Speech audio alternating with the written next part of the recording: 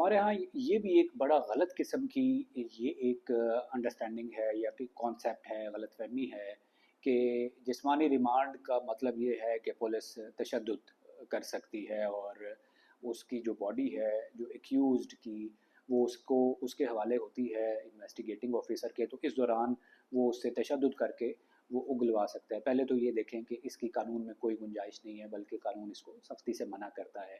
ये एक गलत प्रैक्टिस है, इसके ऊपर इसकी इसकी रोक होनी चाहिए। इसी तरह दौरान हिरासत पुलिस के सामने जो आपने किया हुआ है, एतराफ़ सपोज़ किसी मुजरिम ने किया है, मुलज़िम ने किया है, मुलज़िम है तब जब तक उसका जुर्म साबित नहीं होता वो मुलज़िम है, और वो जुर्म जो है वो पुलिस साबित नहीं करती।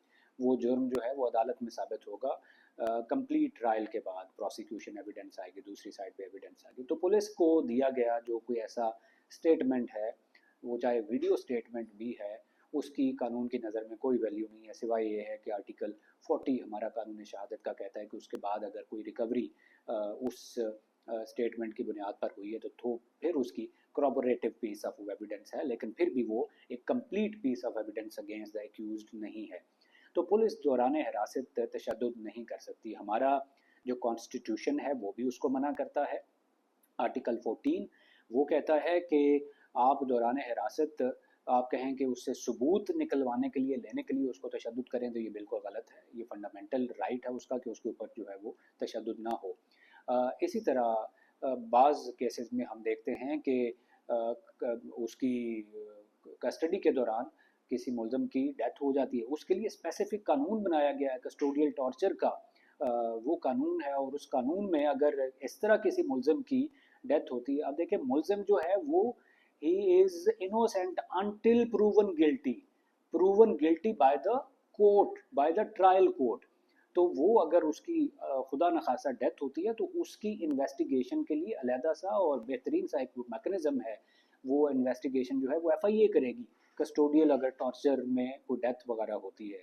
और अगर रूटीन में आपको लगता है कि आपके किसी मुलज़म के ऊपर तशद्दुद किया गया है दौरान हिरासत, तो आप फौरी तौर पर जो कंसर्न्ड इलाका मजिस्ट्रेट है उसको एप्लीकेशन दें। एप्लीकेशन क्या देनी है आपने कि इसका मेडिकल करवाया जाए, और उसके ऊपर तशद्दुद किया गया है, तो मजिस्ट्रेट जो है इसमें रूटीन में ऑर्डर पास करते हैं कि उस मुलज़म का जो है वो मेडिकल करवाया जाए।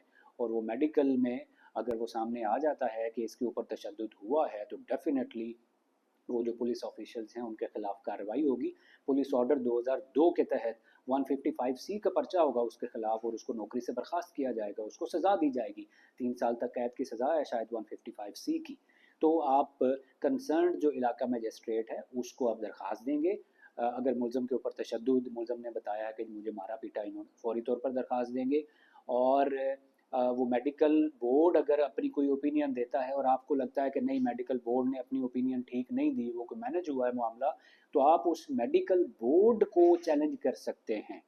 उसी इलाका मजिस्ट्रेट को आप दोबारा दरख्वास्त देंगे कि मैं मुतमिन नहीं हूँ ये जो इन्होंने, इसके ऊपर एक डिस्ट्रिक्ट स्टैंडिंग बोर्ड जो है वो बनाया जाए। तो वो ज़्यादा डॉक्टर्स पर मुश्तमिल एक पैनल बन जाता है, एक बोर्ड बन जाता है, वो अपनी ओपिनियन देता है। आप उससे भी मुत्तफिक नहीं है तो आप उसको प्रोविंशियल जो मेडिकल बोर्ड है वो उसकी बनवा सकते हैं, कॉन्स्टिट्यूट करवा सकते हैं। तो एक तो ये आप देखिए कि दौरान हिरासत पुलिस तशद्दुद की बिल्कुल इजाज़त नहीं है। दौरान हिरासत अगर किसी मुलज़िम का कोई एतराफ़ उन्होंने करवाया है और उसकी कोई वीडियो बनवाई है, इसमें वो बड़ा मशहूर केस था हुसैन नवाज़ वाला, उसमें उन्होंने ये भी डिस्कस किया नवाज शरीफ के साहबजादे वाला, जिसमें वो आपको पता होगा कि वो एक पिक्चर सामने आई थी जो JIT उसकी वो वीडियो रिकॉर्डिंग कर रही थी, उसका बयान वगैरह उन्होंने उसको तलब किया हुआ था 161 का स्टेटमेंट लेने के लिए। तो वो वीडियो सामने आई थी, तो उसमें फिर एप्लीकेशन गई थी कि जी आप कैसे ये IO वीडियो रिकॉर्डिंग कर सकता है। तो उसमें उन्होंने ये तो कहा कि ठीक है वो वीडियो रिकॉर्डिंग कर सकता है, लेकिन उस वीडियो रिकॉर्डिंग की एज सच उस तरह कोई एविडेंशरी वैल्यू नहीं होगी। ये बिल्कुल उसी तरह की एविडेंशरी वैल्यू होगी जिस तरह के 161 के स्टेटमेंट की एविडेंशरी वैल्यू होगी।